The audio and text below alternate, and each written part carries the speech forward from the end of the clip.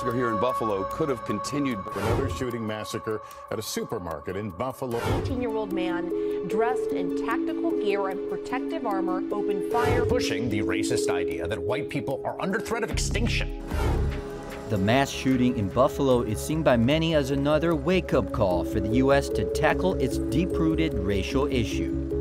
This is enough, and no more thoughts and prayers. It's time for actions and deeds to solve this problem. But many are pessimistic, with little faith in politicians. Get angry and justify yourself.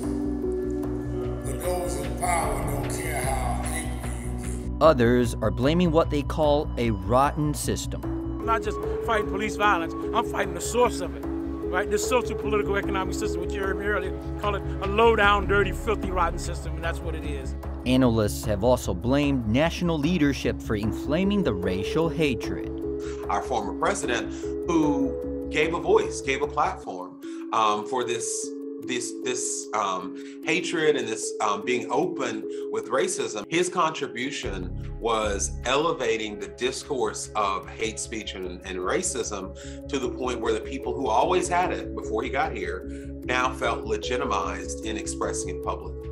And unfortunately, that still persists among current members of Congress. In terms of race, we can't kind of decouple that from the history of this nation. So President Biden actually recently said that hate is a stain on the soul of America. Arguably, though, historically, we can argue that it's not a stain because the stain would have come out by now. And that's a big thing. And so we really have to reconcile with what happens in the United States if hate is a part of our fabric. It's a part of our being that we're never actually going to completely dismiss. To stop hate crimes, particularly racially motivated mass shootings, the U.S. has to solve the gun violence issues too. In 2019, New York State passed a red flag law. It allows teachers, law enforcement, or relatives to ask the courts to temporarily block an individual from getting their hands on a firearm. But critics say the red flag laws are ineffective and infringe on the right to bear arms. It's gun confiscation without any reason to have that yet, because the person usually did not commit a crime yet. It is, people just reporting the person and saying that they are a danger to themselves or others. What makes the gun issue more complex is that gun regulations vary from state to state. Activists also point out the need to tackle the U.S. gun industry. Well, I think that I live in a country that prioritizes guns over people. Our politicians gave their soul to the gun industry. That's a huge barrier to fight against with.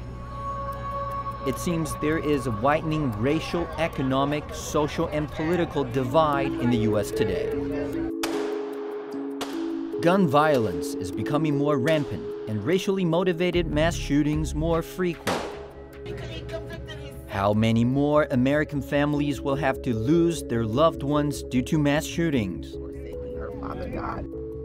How many more tragedies like the one in Buffalo will America have to endure?